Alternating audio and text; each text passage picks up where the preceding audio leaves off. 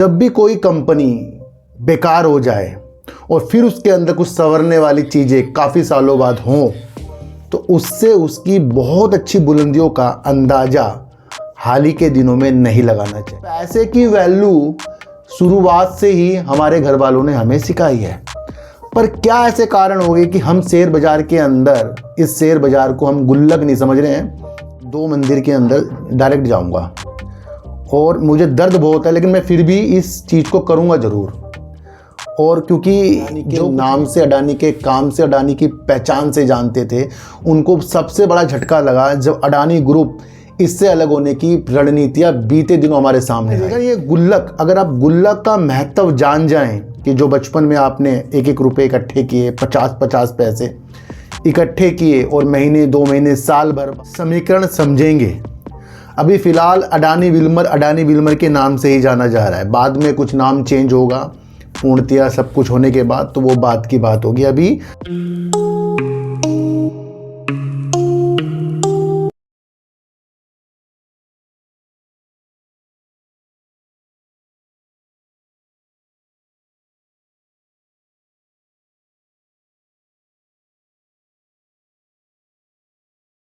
नमस्कार, मैं स्वागत करता हूं आपका अपने ही चैनल पर जिसका नाम है सार्थक बाजार से। आज बात करेंगे अडानी विल्मर की, क्योंकि अडानी विल्मर के अंदर से, अडानी के बाहर निकलने से अडानी विल्मर ने कौन सा अपना संयंत्र शुरू करा है, उससे कुछ समीकरण समझेंगे।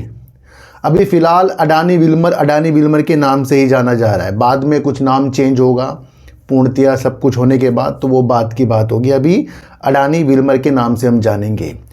पीसी ज्वेलर ने अपने स्प्लिट के बाद गिरावट पे गिरावट, और अब उसने क्या ऐसा कर दिया जिससे सेबी को उसने कुछ निपटारा किया है, और वो क्या कारण है उसके बारे में आज हम बातचीत करेंगे। बात करेंगे ट्राइडेंट ने जो अपना शुद्ध लाभ के अंदर 27% की गिरावट, रेवेन्यू के अंदर अपनी 9% की गिरावट कर दी, उस समीकरण को भी आज हम समझेंगे। देखो सर, कल मैंने आपके लिए यस बैंक के ऊपर जो वीडियो बनाई थी, उसके जो भी रिजल्ट आया था उसके माध्यम से बनाई थी। फिर भी कुछ लोगों को समझ में आई है, कुछ लोगों को नहीं आई है। मेरा कोई भी माध्यम रिजल्ट अच्छा है खरीदें या बेकार है बेचें, उस विधि से नहीं है, बल्कि हमारी विधि उस विधि से है कि कंपनी के अंदर की जो प्रतिक्रिया है ना, वो करती क्या है, उस अनुसार ही चीज़ों को हम समझते जाते हैं।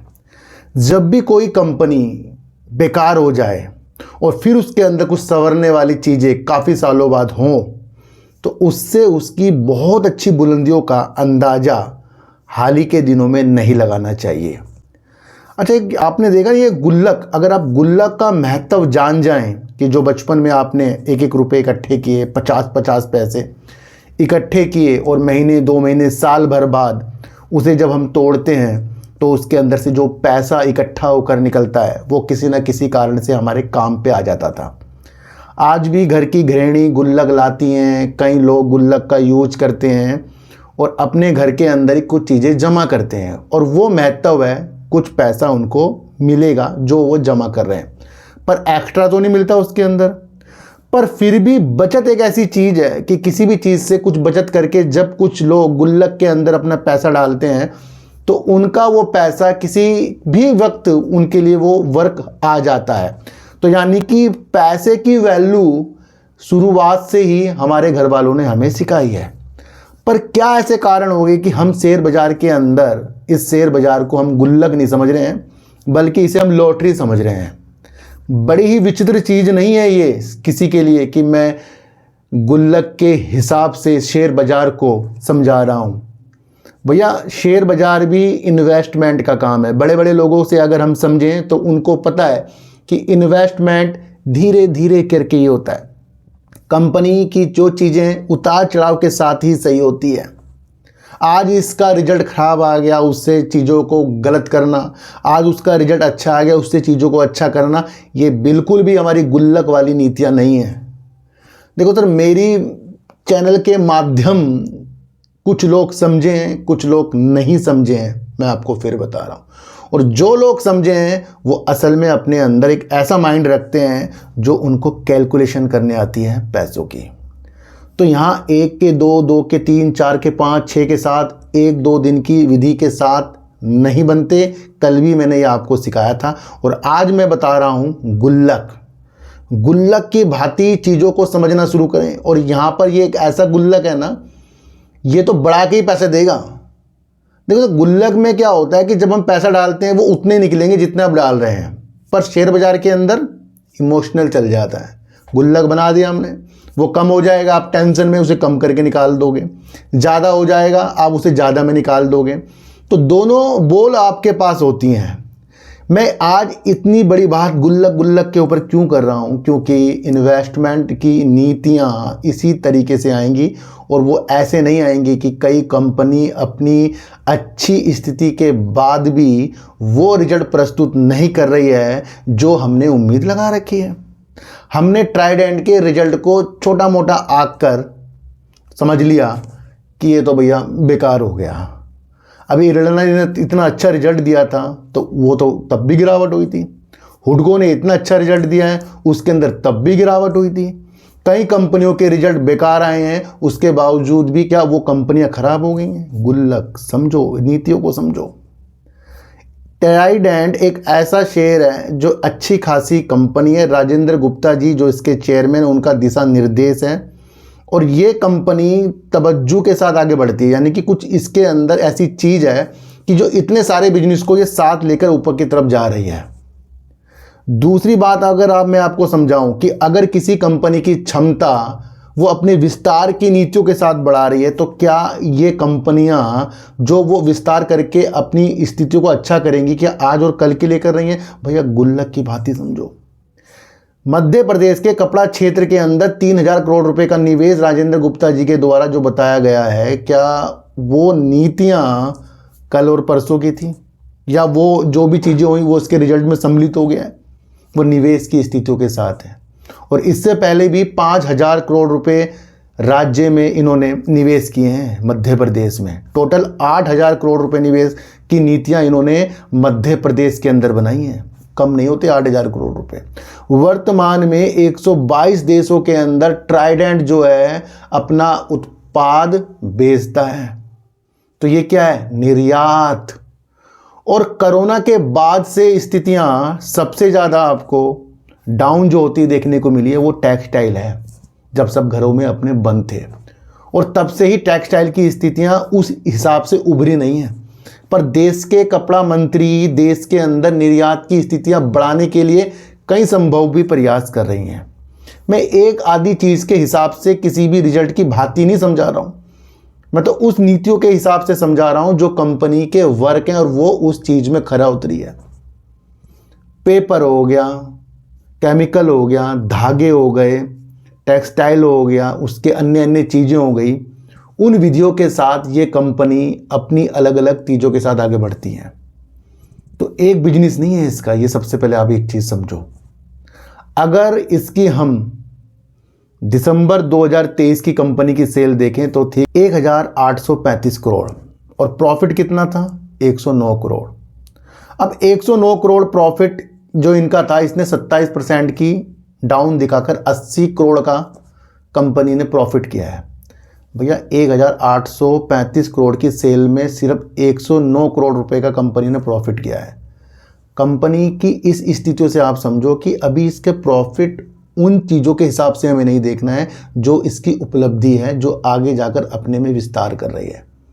109 करोड़ होना या 80 करोड़ होना इस बात की गारंटी नहीं है कि ये कंपनी मल्टीबैगर है या नहीं है, बल्कि इसकी सेल्स वैल्यूबल है।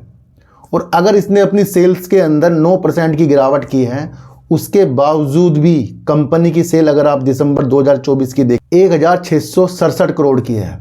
और ये इसकी एक बिजनेस की नहीं है, इसके तमाम बिजनेस जो ये करती है उसकी है।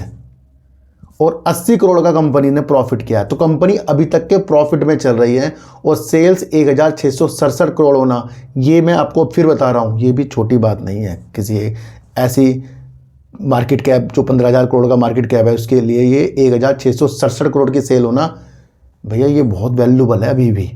पर उस दिशा से नहीं कि आज और कल 3-4 महीने की स्थितियां हैं। क्यों? क्योंकि निर्यात के ऊपर कंपनी 122 देशों के अंदर अपना वर्क करती है। तो उस क्षमता को बढ़ाने के लिए अपनी निवेश की चीज़ें कंपनी बताती जा रही है। हम क्या करते हैं ना, किसी ने मुझे कह दिया, लिख दिया कि भैया ट्राइडेंट का लो, रिजल्ट ही ख़राब आ गया, आप तो ये कह रहे थे वो कह रहे थे। भैया मैं तो इसे यही नहीं कह रहा हूँ ना इसे खरीदो, मैं तो इसके वो वजूद समझ रहे हैं जो ये वर्क करती है, काम करती है। रिजल्ट तो कंपनी की अपनी वो चीज़ें हैं जिस हिसाब से वो रिजल्ट हमें दिखा रही है, दे रही है, पर उसकी जो क्षमता है साथ साथ कंपनी वो भी बता रही है। तो जो लोग किसी की क्षमता पर अपना ध्यान केंद्रित करेंगे वो गुल्लक की भांति चीज़ों को समझेंगे। एक रिजल्ट ख़राब आने से, एक अच्छे आने से, उतार चढ़ाव की चीज़ें अगर हम कर लें तो क्या इन्वेस्टमेंट है हमारा। सबसे पहले तो आप ये बताओ, कई सालों तक विजय केडिया साहब का कभी इंटरव्यू देखें, मैं कई बार आपको बता चुका हूँ, कई सालों तक के उनके शेयर ने उनको कोई भी चीज़ नहीं करके दिखाई, पर वो जब भागा ना कुछ ही दिनों के अंदर उनकी अच्छी चीज़ें दिखा कर गया है वो। तो ये क्या चीज़ दिखा रहा है, उनको गुल्लक की चीज़ें पता है। भैया ये चीज़ गुल्लक वाली सिर्फ आप ट्राइडेंट में ना देखें, ये तमाम उन शेयरों के अंदर देखें जिनकी अच्छी ग्रोथ है, अच्छी कंपनियां हैं वो। तो उन स्थिति को आपको देखकर चलना पड़ेगा। रिजर्व अगर हम कंपनी का देखें तो कंपनी का रिजर्व है 3,776 करोड़ का, कंपनी का रिजर्व है 1,614 करोड़ का कंपनी के पास उधार है। अभी भी रिजर्व कंपनी के पास ज़्यादा है। प्रमोटर इसके अंदर अपनी स्थिति को अच्छा बनाकर बैठे हैं जो करीब 73.19% के हैं। एफआईज ने अपनी होल्डिंग को बढ़ाया है 2.83% है। डीआईएस ने भी अपनी होल्डिंग को थोड़ा सा बढ़ाया है 0.09% है।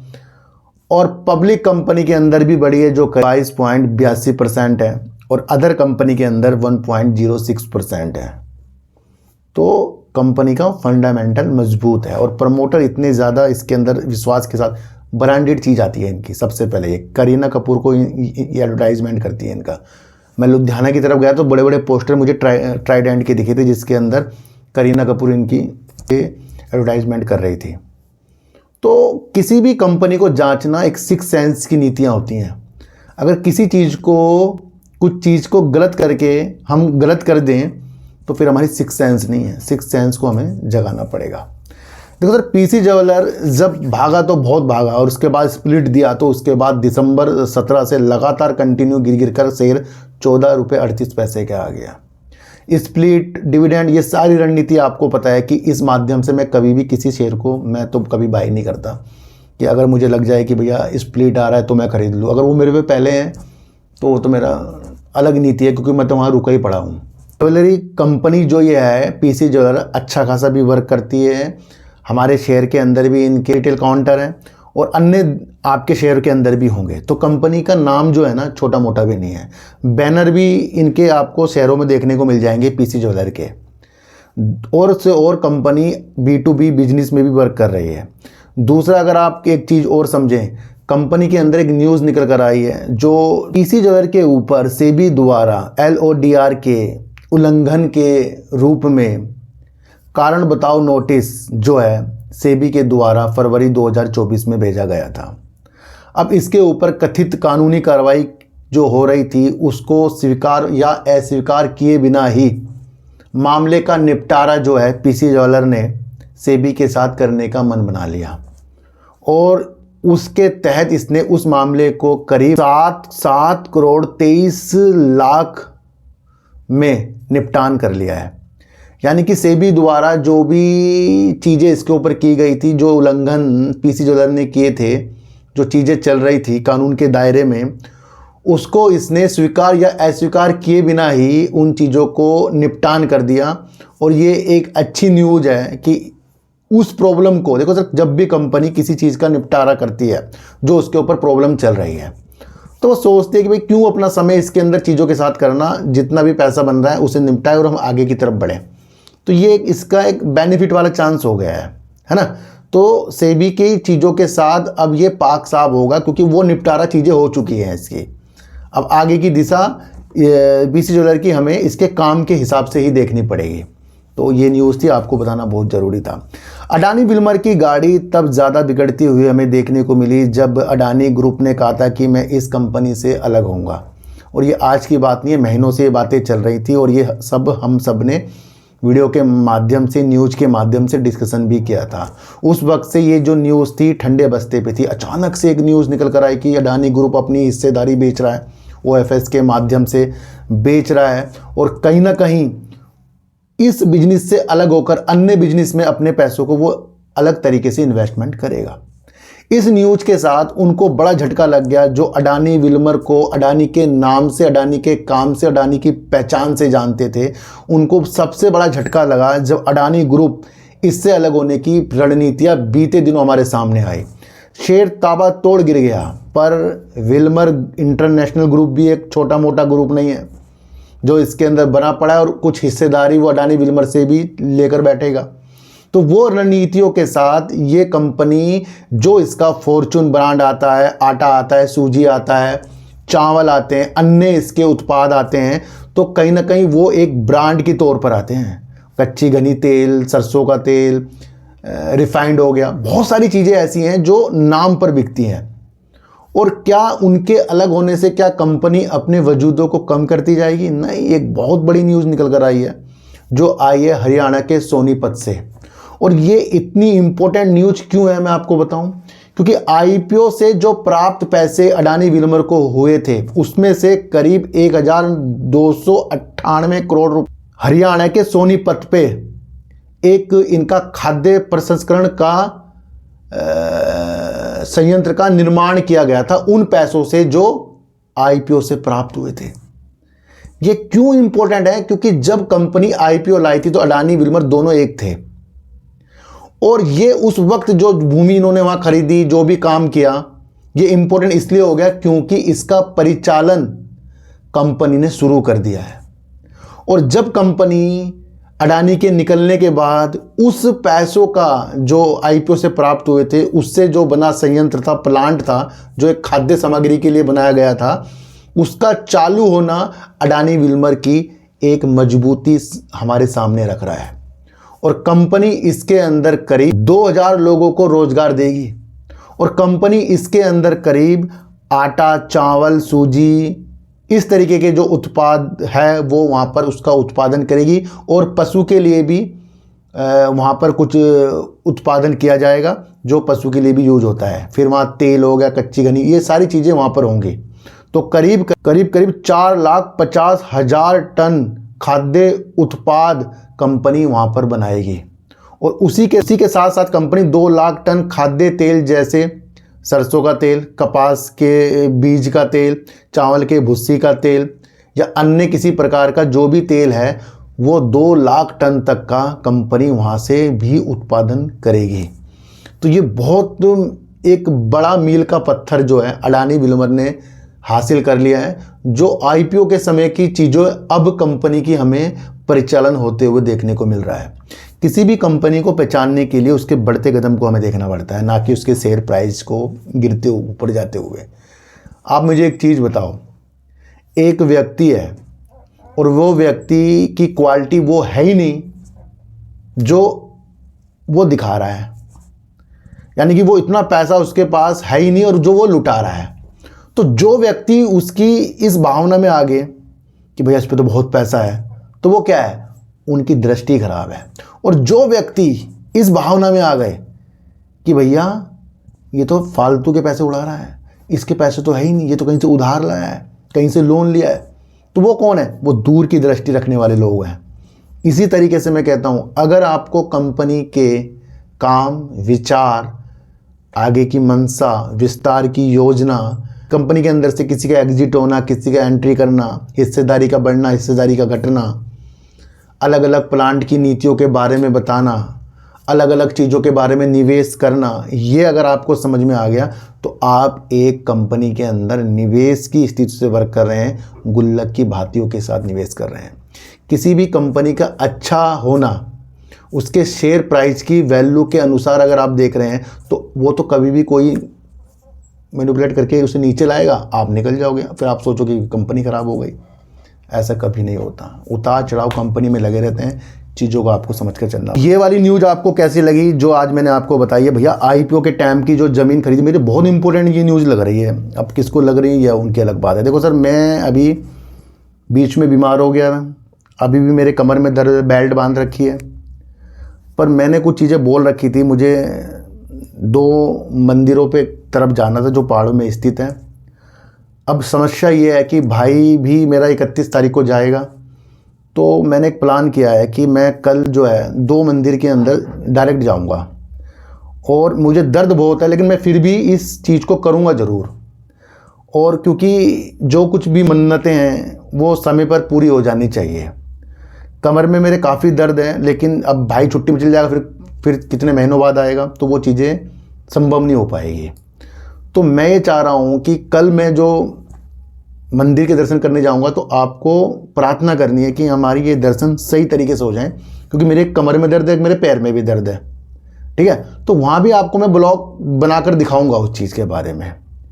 और जो ये आप वीडियो देख रहे हो, ये रात के आज मैं 12 बजे करीब बना रहा हूँ, यानी कि 25 तारीख की रात को बना रहा हूँ। 11:30-12 बज रहे हैं इस टाइम। इसलिए बना रहा हूँ क्योंकि कल की चीज़ संडे भी है, और कल जहाँ मैं डॉक्टर के पास जाता हूँ वो भी बंद होता है। तो मैं जैसे भी करके, चाहे रुक रुक के कुछ भी करना पड़े, भगवान के नाते इस काम को हम कल करेंगे। और उसके अंदर आप एक सहयोग देंगे, प्रार्थना करेंगे दिल से कि ये चीज़ें हमारी कल अच्छी तरह हो जाएं। और ये पहाड़ों में स्थित मंदिर है ना, तो जो मन्नत होती है उसको पूरा हमें करना चाहिए। तो इसलिए कल है, अभी दर्द बहुत है लेकिन फिर भी मैं, अगर आप हौसला देंगे तो इस काम को हम जरूर कल करेंगे और भगवान के हम दर्शन करेंगे। दोनों माता के मंदिर है। मैं आपको इतनी सी एक बात बता दूं, ट्राइडेंट की नीतियां उसके हिसाब से देखो, विस्तार की योजनाओं के साथ देखो, उसके वर्क के साथ देखो, गुल्लक की भांति चीज़ों को समझने की कोशिश करो। पीसी ज्वेलर ने सेबी के साथ अपना एक निपटारा मामला कर दिया है, उस नीतियों को आपको समझकर चलना पड़ेगा। अडानी विल्मर एक नई, जो इसने हरियाणा के अंदर अपना परिचालन शुरू करा है अपने संयंत्र का, सोनीपत के अंदर, वहाँ 2000 लोगों को रोजगार भी मिलेगा और कई चीज़ें वहाँ से ये उत्पादन करेगा, जो इसके कई बड़े परिसरों में से एक है। वो ये भूल गया मैं आपको बताना, कई इसके बड़े प्लांटों में से ये एक बड़ा प्लांट है इसका। ये बहुत इंपॉर्टेंट चीज़ है। तो आज की वीडियो आपको कैसी लगी एक बार मुझे ज़रूर बताना। किसी को भी खरीदने बेचने की नीतियाँ मेरे चैनल पर बिल्कुल भी नहीं है, मैं आपको इतनी सी एक बात बता दूँ। तो आज की वीडियो आपको कैसी लगी एक बार मुझे फिर से बताना। तो सच्ची वीडियो देखिए, अच्छी वीडियो समझ कर देखिए, किसी की बातों में आपको आना नहीं, चाहे मैं क्यों ना हूँ। अपनी एनालाइज को इतनी तेज कर लो कि कोई भी आपको खरीदने बेचने की नीतियाँ बता ना सके। टिप्स से दूर रहिए। कोई मेरा टेलीग्राम, कोई मेरा व्हाट्सएप ग्रुप बिल्कुल भी नहीं है, ना आप किसी टेलीग्राम या किसी भी चीज़ को जो बेकार हो उसे कभी भी ज्वाइन ना करें। मैं आपको इतनी सी एक बात बता दूं, आपका अपना पैसा है, सही तरीके से इन्वेस्टमेंट कीजिए, समझ कर कीजिए, किसी की बातों में आपको आना नहीं। तो चिड़ू काटे दीजिए, गाय को रोटी दीजिए और अपने बच्चों को ज़्यादा से ज़्यादा प्यार कीजिए, क्योंकि बच्चे ही आपकी मासूमियत से किस्मत पलटेंगे। तो फिर मिलेंगे आपसे नए वीडियो के साथ, जब तक के लिए नमस्कार।